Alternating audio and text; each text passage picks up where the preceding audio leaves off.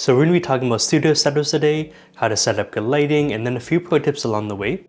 And I'll be showing you a single light setup and then two different setups using two lights and how to set them up depending on how many lights you have and the kind of look that you're going for. And I will be telling you what specific gear I'm using since some of you want to know, but this video will be less about the type of gear that I'm using and more about the general equipment of what you should get if you're looking to build a studio setup and how to use them. So first off, the camera. I'm shooting with a Sony a7S III with a 24mm 1.4 lens at 1.4, and I'm shooting wide open to give myself the most separation with my subject and the background, but if you only have the f2.8 or f4 lens, those will work just as well. My white balance is set to 4500 Kelvin, which is usually what I like to set it at, and I'll be using the other lights to match this temperature. My camera is pointed towards the corner of the room, which kind of makes this room feel larger since it's not that big of a space, but if you want to shoot flat against the wall, you can definitely do that as well. Starting off with our one light setup, my main light is the Aperture 200X set to 20% at 4500 Kelvin to match our camera. For a modifier, I'm using a Strobe Pro 33-inch softbox, and this will help diffuse the light to make it more flattering on your subject. I usually recommend going with a bigger softbox for your key light because the bigger the modifier, the softer the light, and you want that light to be more flattering on your subject.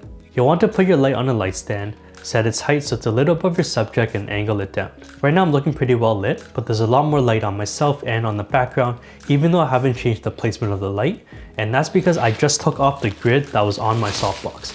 A grid just helps it focus the light a little bit more so that it's more direct onto myself and there's less spill in the background. This is what the lighting looks like without a grid on the softbox, and then this is what the lighting looks like with a grid on the softbox. To add to this one light setup, we can get rid of some of the shadows under my chin, and if you have a 5-in-1 reflector, you can use a white or silver side so that the light bounces from the key light onto the reflector and then lights on my chin.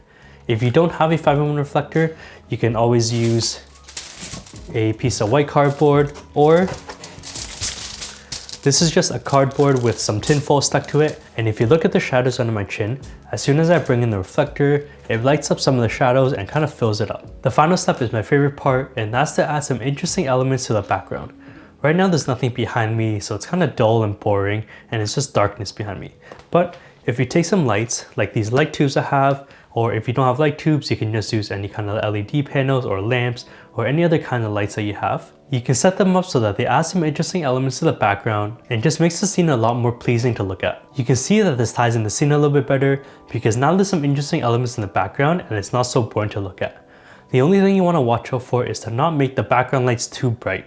You still want your key light to be your main light, and the other lights behind you are just a little kicker to your scene. To recap the setup, here's what it looks like with just my key light on. Here's what it looks like with the key light on and the reflector under my chin. Here's what it looks like with just the practical lights in the background. And finally, here's the full setup with the key light, reflector, and practicals. Our first two light setup is just going to build on the previous one light setup that we just had, and we're going to be adding in a light that's behind and above myself, pointing directly at my head. Here we're using the Zhiyun Molus X100 with the Zhiyun mini softbox as a hair light. Unlike the key light, the modifier that I usually recommend for the hair light is usually smaller and a lot more direct, and you don't want as much spill as the key light. This mini softbox is pretty small, so it'll focus the light more on the back of my head instead of just going everywhere. Another great option to use here are barn doors. The main purpose of this hair light is to give your subject some separation from the background, as we can see here. If you just turn on the key light, we can see that my hair blends in with the background, but when we turn on the hair light as well, this gives my hair some separation and makes it pop out a little bit more. Adding in our practicals and reflectors again, and we get a full 2-light setup. Now our next 2-light setup is going to be a different look. Right now this is kind of the high contrasty dramatic look, and I feel like it's very good for hiding in imperfections in your studio, or if you don't have a studio space that's super aesthetic. Right now you can see I have some wires behind me, I have some things on my desk, and I just don't have a way to fully clean up everything, so this kind of look kind of hides some of that imperfection, so it's not really too much of the focus and you don't see it too much. But our next look is very good if you have a super aesthetic background that you want to showcase. We're going to be keeping the Aperture 200X again with the same softbox as our key light, but instead for the light at the back, we're going to be using the X100 again, but this time with a dome diffuser. And this dome diffuser is great for just kind of spreading light everywhere, which will help light up our environment for this look. I'm going to put the dome diffuser on and rotate the X100 so that it points towards the ceiling, bouncing everywhere in the background. Another great option for this room light is a lantern softbox since it has a wide spread. My X100 is currently at 20%, which is bright enough to just kind of light up the background without making it seem too overexposed. We can see what this room light is doing if we turn off everything else. And then we can add in our key light, and then our practicals.